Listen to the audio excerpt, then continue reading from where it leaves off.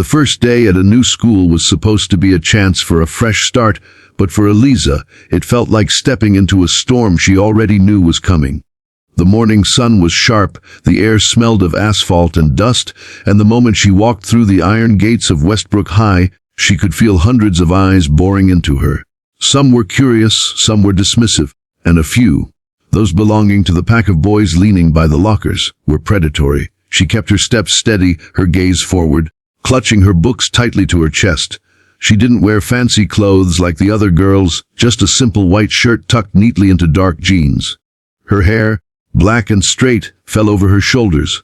She looked quiet, almost fragile, exactly the kind of target bullies loved to pick apart. The whispers started almost immediately. Who's she? Another transfer. Probably won't last. She looked scared already. Eliza ignored them. She had learned long ago that fear was an invitation, and she had no intention of inviting anyone in. What nobody at Westbrook High knew was that beneath her calm face, beneath the silence she wore like armor, lived something they had never seen before. It didn't take long for trouble to find her. The ringleader of the bullies, Derek Mason, spotted her at lunch. He was tall, broad-shouldered, and carried himself like he owned the entire school. His friends, Ryan and Cole, trailed behind him like shadows, always laughing at his cruel jokes, always backing him up. When Derek saw Eliza sitting alone at the corner of the cafeteria, calmly eating her sandwich, he smirked. To him, a girl sitting alone was an open invitation to humiliate.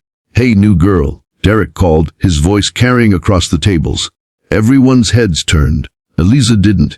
She took another bite of her sandwich, chewing slowly, as if she hadn't heard him. That made Derek's smirk vanish. He wasn't used to being ignored. He walked up, his boots stomping against the tile, and grabbed the edge of her tray. "I'm talking to you, transfer." What? Too good to answer. When Eliza finally looked up, her dark eyes met his, steady and unflinching. The cafeteria had gone silent. "I heard you," she said quietly. Derek narrowed his eyes. "Then answer me when I talk to you." Ryan chuckled from behind him. "Maybe she doesn't speak English." Cole grinned. "Or maybe she thinks she's better than us." Eliza didn't move, didn't flinch. "I don't owe you an answer," she said simply, and returned to her food.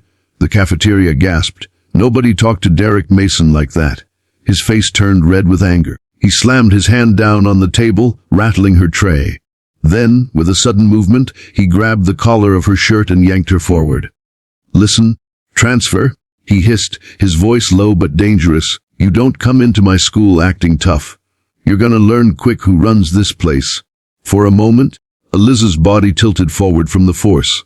Every eye in the room was on her now. Some students covered their mouths, waiting for the inevitable humiliation. Some even whispered bets on how fast she'd break down and cry. That was how it always went. But Eliza didn't cry. She didn't beg. She didn't even look afraid. Instead, she leaned just slightly closer, her voice so calm it sent a chill up Derek's spine. "You shouldn't have touched me." Derek blinked. "What did you just say?" Her eyes sharpened. "I said let go." For a moment, nobody moved. The cafeteria was frozen. Then Derek laughed, shoving her back into her seat. "Or what? You gonna?" He didn't get to finish. Eliza's hand shot up with speed none of them could follow, snapping around his wrist like an iron trap. Derek's laughter died in his throat as her grip tightened with unnatural strength. His eyes widened as pain lanced through his arm. "Let go of me," she whispered again, but this time it wasn't a plea. It was a warning. Derek tried to yank his arm free, but her grip was unyielding. It was like being caught in a vice. Ryan and Cole looked on in confusion. This wasn't how things usually went. The quiet ones were supposed to break, not fight back. Eliza stood slowly, still holding Derek's wrist, her gaze never leaving his. "You think this school belongs to you?" she said softly. "You're wrong. People like you only rule until someone decides not to be afraid anymore." And with that, she twisted his wrist just slightly, enough to make him stumble forward with a strangled cry. Gasps filled the room. Students leaned over their tables to get a better view. Derek Mason, the bully who ruled Westbrook, was being bent by the quiet new girl. She released him then, letting him stumble back into his friends. He clutched his wrist, glaring at her with humiliation burning in his eyes. "You're dead," he spat. "You don't know who you're messing with." Eliza picked up her tray, her expression calm, almost bored. "Neither do you," she said, and walked out of the cafeteria. The room buzzed with whispers the moment she was gone. Nobody had ever stood up to Derek. Nobody had ever dared. And yet, the transfer girl had done it without breaking a sweat. But what the students didn't know, what Derek and his gang didn't realize, was that Eliza's calm strength wasn't just confidence. It was training. Years of it. She wasn't just another quiet new girl. She carried a secret, one that could shatter anyone who tried to break her. And Derek had just made the biggest mistake of his life by grabbing her collar.